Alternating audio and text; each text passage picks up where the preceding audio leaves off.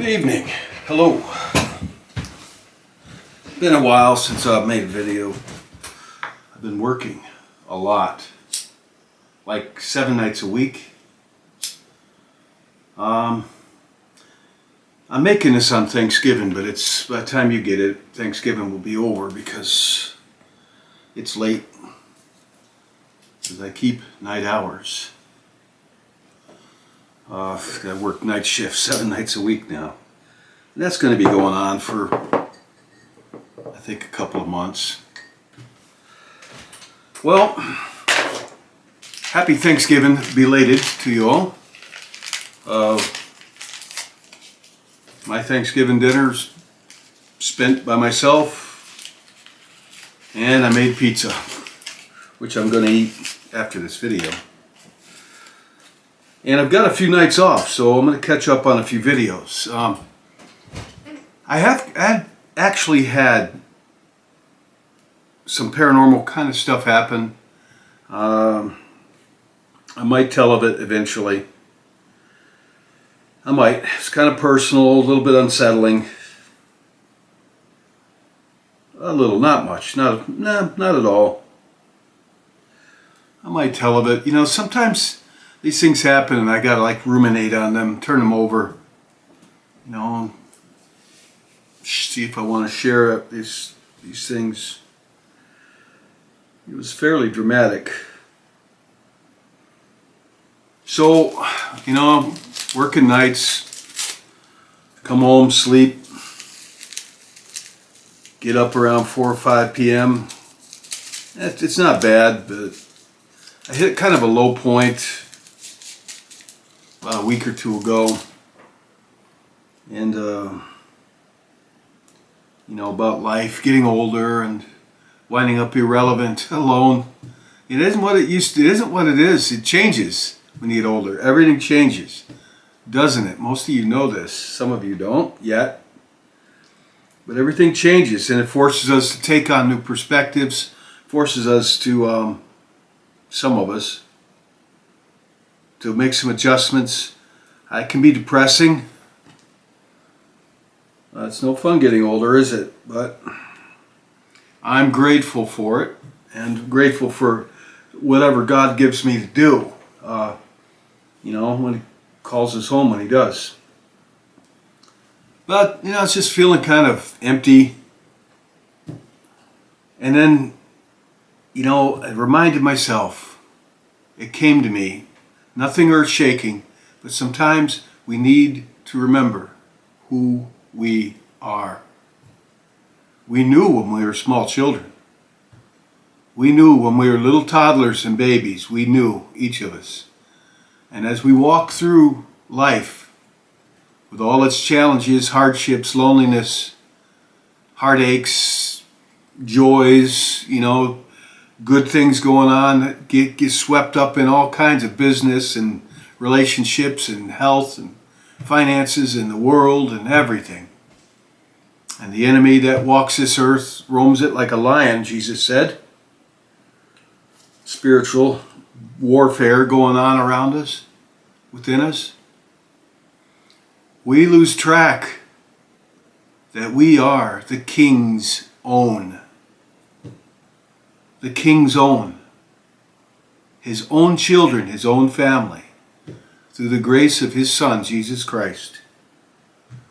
But, you know, no matter how lowly life will beat you down, how painful it can be, how lonely, how meaningless, paltry, sham, don't lose hope. Don't fall into despair. For remember, you are called, you are chosen, you are the King's own, and so am I.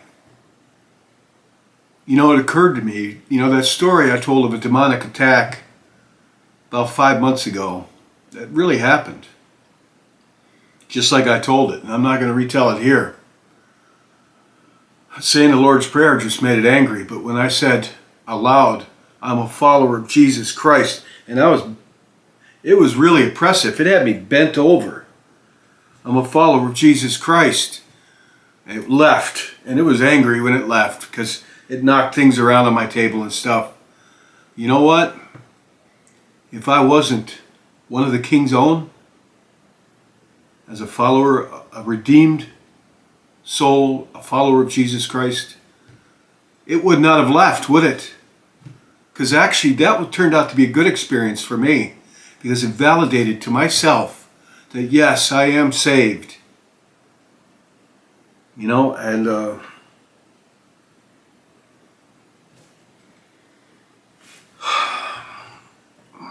I had a few things to read, Bible scriptures. This is in Romans 8. Romans 8, verse 16 and 17. Now if we are children, then we are heirs, heirs of God and co-heirs with Christ, if indeed we share in his sufferings, in order that we may also share in his glory. We are heirs, co-heirs with Christ, among the King's own. And, you know, this is a different type of thing to be proud of. You know, you could go around, I think sometimes you might meet Christians that go around really proud that they're saved, born again, King's chosen, the King's own, citizens of heaven, yet here on earth. And, you know, it's really humbling. I wouldn't say proud. It's not proud. It's reassuring, comforting, something we need to remind ourselves of. But we only made it to be called the King's own, heirs, as Paul said, co-heirs with Christ of the kingdom, through the sacrifice and love of Jesus Christ. Nothing of our own worth. We were bought, God the Father paid a pretty high ransom for your soul and mine. A high ransom indeed, his Son.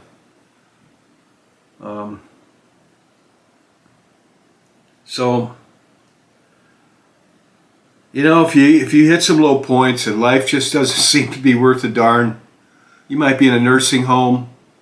You know, you might be locked up in a cell box somewhere. Or you just may be like me, just sitting in your house all by yourself, wishing somebody would give you a phone call or a text message. It doesn't come. And remind yourself, you are the King's own. And so am I. And we can take courage in that. I had a couple more scriptures. The words of Christ in John, the book of John, chapter 15, verses 17 through 19. And you know these verses, I'm sure most of you. Jesus said, "This is my command, love each other. If the world hates you, keep in mind that it hated me first. If you belong to the world, it would love you as its own. As it is, you do not belong to the world, but I have chosen you out of the world. That is why the world hates you." And if you're oppressed and, you know, keep these verses in mind, that we're supposed to love each other even though people may discard you or misuse you. Love them. This is Christ's command in John 15, verse 17 through 19.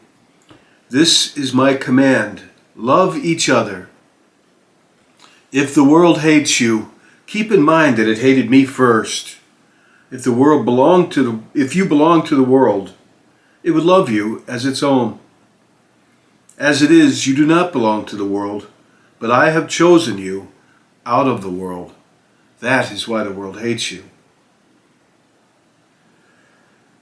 So, we're the King's own, but while we're here on earth walking this walk, doesn't mean we're going to have a walk of comfort and love, like some of these televangelists would have you believe that if you're a born again Christian, you've got it made, I mean, I can't believe some of these guys say, what's this guy, well, you know who I'm talking, some of these big name televangelists that preach this feel-good Christianity, and these people are worth a lot of money.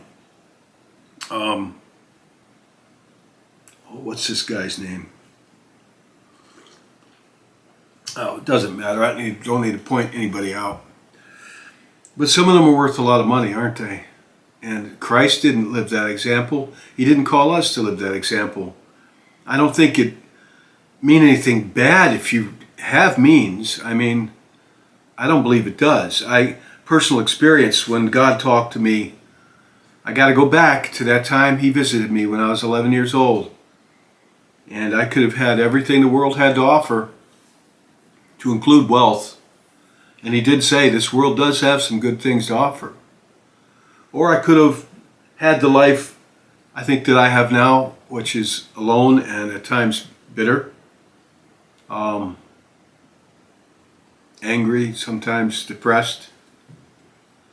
Not angry like raging angry, just disappointed in life and wondering, how did this happen to me? I didn't deserve this. I didn't deserve any of this. This isn't the way I've lived my life. I didn't set this example. I've done nothing to be ashamed of that I can think of.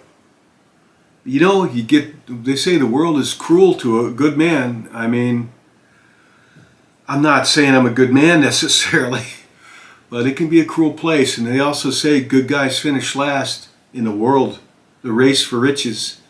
Good guys finish last.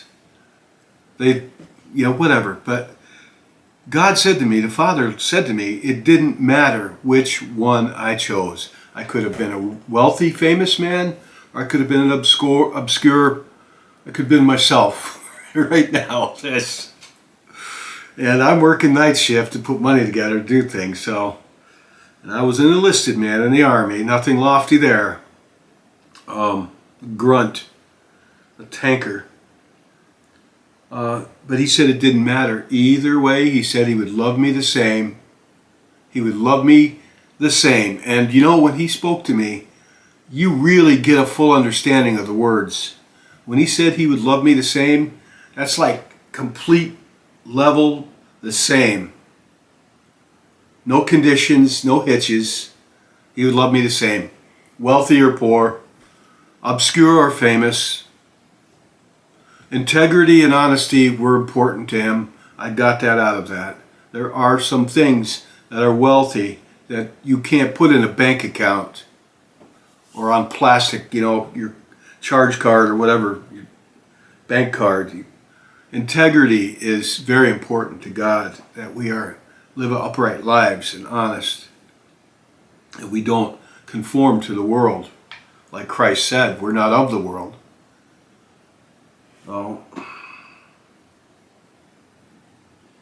There was another one I wanted to read. Just wanted to emphasize, we are the King's own.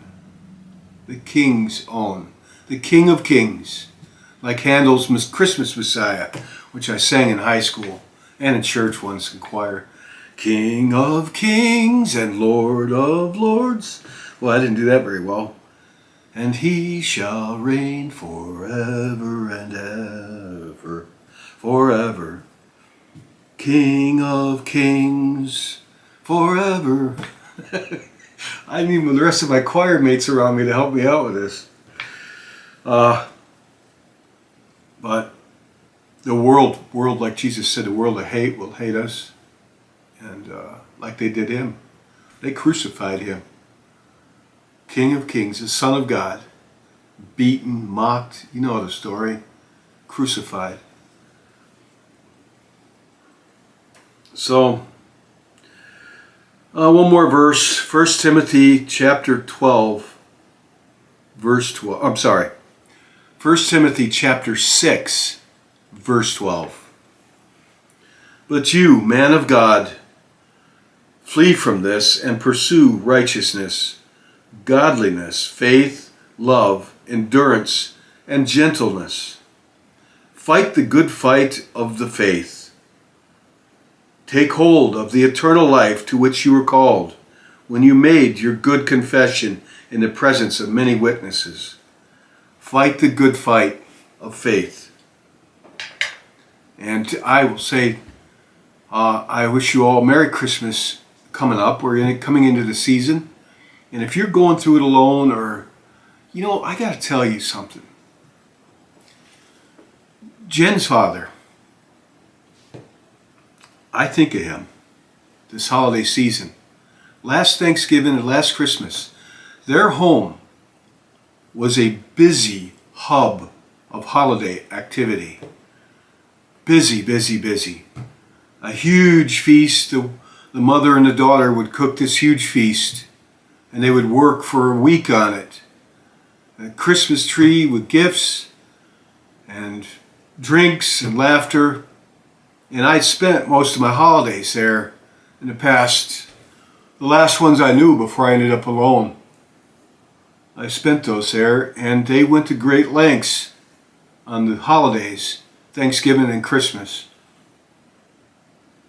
And this year, the father, Jen's father, lost his wife, lost his daughter to death, lost the grandfather, because it was the grandfather lived around here too, and it was always her parents, the grandfather, myself, and sometimes other family members would come from far.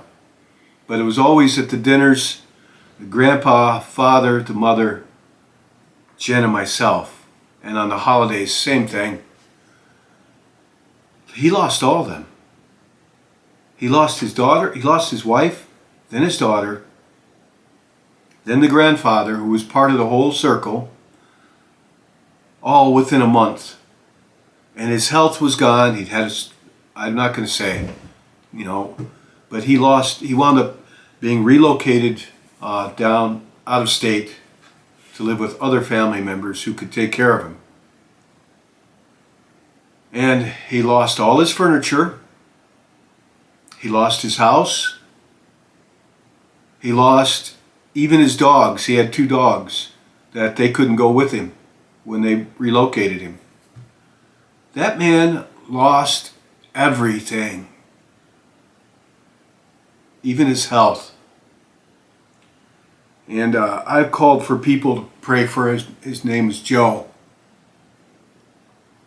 I can't imagine what he's going through this holiday season. Especially how the holidays were such a big event just up to last year. I can't imagine what he's going through. So reach out to people in prayer, reach out to them in kindness, generosity. Even when the world hates you, forsakes you, reach out to them. Christ commanded us to love each other and reminded us, if the world does you this way, they did him that way first. So it doesn't change the facts. Facts. Big fact that you and I are the King's own. Capital K on King, capital O on own. So that's all I really had to say on this one. And maybe it'll pick somebody up like it picked me up. And remind yourself of that. And remember the love of Christ as he hung on the cross in his darkest hour on the cross. All kinds of physical pain, dying. He felt forsaken by even God the Father on the cross. And yet he loved you, liked you a lot, unconditionally, just the way you are. Likes you, thinks you're pretty neat, loves you, wants to always know you. So, King's Own. Wish you all Merry Christmas coming up. I'm going to be posting some videos. I got a few days off. I don't know, there'll be a little bit of this and that. So, take care. God bless each of you.